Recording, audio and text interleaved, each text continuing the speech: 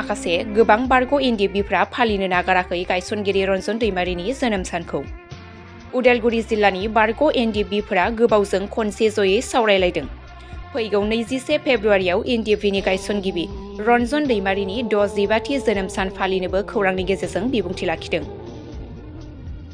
बे जोनोम सानजों लोगोसे एनडिएफबिनि जेंना जेंसिफोरखौ लानानै उदालगुरि जिल्ला इउनाइटेड फराम अफ एक्स एनडिएफबिफोरा जयै सावरायलायदों।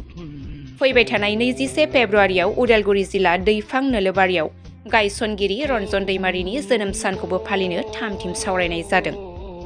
बेखौ लानानै ओनसोलनि रायजो राजाफोरखौ हाबाफारियाव बाहागो लानो खावलायदों इउनाइटेड फराम अफ एक्स एनडिएफबिनिफ्राय।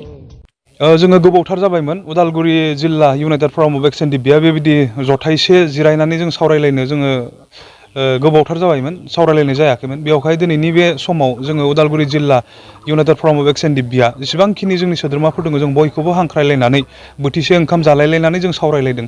बे सावरायनाया जाहैबाय जोंनि माखासे जेंनाफोर बिनि सायावनो जों गोसो होनानै सावरायदों आरो फैबाय थानाय समाव जोङो माबायदि दावगागोन United Forum of ex NDFB हिसाबै बा बारग' एनडिएफबि हिसाबै जोङो माबायदि आवगायलांगोन बिनि सायाव जों गोथौयै सावरायदों आरो बेफोर सावरायनायखौ जोङो रायजोनि गेजेराव बा रायजो राजानि सिगाङाव समजों लोगोसे जों फोरमायलांबाय थागोन।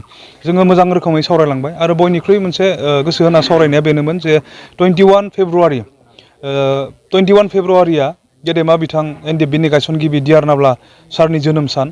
बिथाङा 65 इयार्स जागोन आरो बे बिथांनि जोनोम सानखौबो जोङो United Forum of ex NDFB Udalguri जिल्ला कमिटिया दैफां नोलोबारियाव जोङो खुंनो देग्लाय लाहार फाहार खालामदों अर्थात फैगौ सुक्रुबारे। बिनि सायावबो जोङो गुवारै सावरायबाय आरो आं दिनै नोंथांमोननि बे खौरां बिजोंनि गेजेरजों आं फोरमायहरनो हास्थायदों दैफां ओनसोलाव थानाय जेसेबांखिनि रायजो राजाफोर दङ जोङो मोनफ्रोम गामियावबो जों लाइजाम इउनाइटेड फरामनिफ्राय हैनाय जागोन आरो बे लाइजामखौ जेब्ला नोंथांमोना मोनो अब्ला डिआर नाब्ला सारनि जि 65थि जोनोम साननि बे हाबाफारियाव बयबो बाहागो लाफैनांगौ होननानै आङो दिनैनो गुरैयै खावलायहरखानाय थादों।